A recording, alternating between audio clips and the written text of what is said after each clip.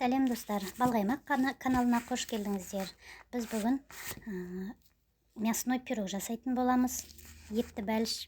Бұл үшін бізге салмасына ет саламыз, 200 грамм ет, жуа мен картопты ұсақтап турап әдемі салма дайындаймыз. Және осы салманың ең бір фишкасы бұның ішінде, қазір арасында айтатын боламын. Ең нағыз бір фишкасы бар. Видеоны соңына дейін қараңыздар.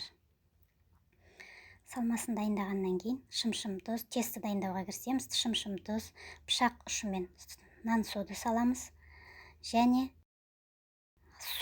суға 1 стақан судың жартысына су, жартысына сұйық май құятын боламыз. Бұның тестасы басқаша ерекше тесті болып шығады, песочный болып.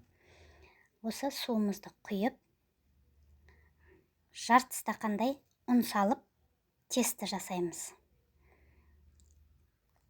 Тесті жасап, әдемілеп қамыр елеміз.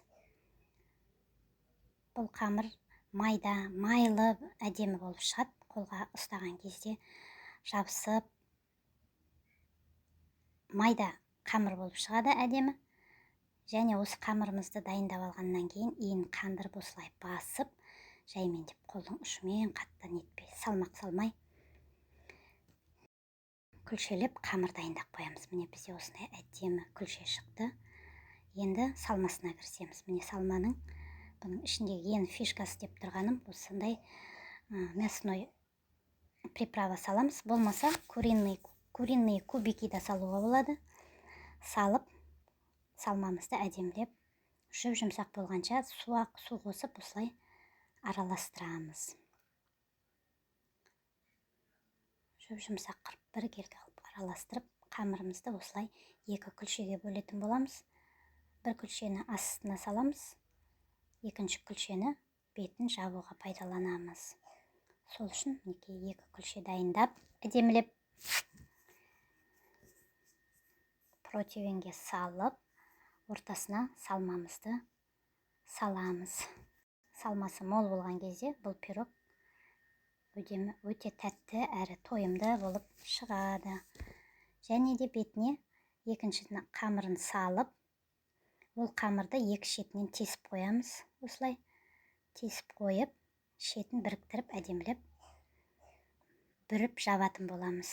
Мен осылай өзімше салдым. Енді әркім әрқалай өзінің қалауы бойынша жабады. Осылай жауып, 2 шетінен мені тесіп қалдырдық. Оған лавровый лист және кішкене сарымай салып жібереміз. Міне екінші жағына да сондай лавровый лист салып, сарымай салып жібереміз. Мінекей енді қамырымызды әдемілеп пешке қоямыз.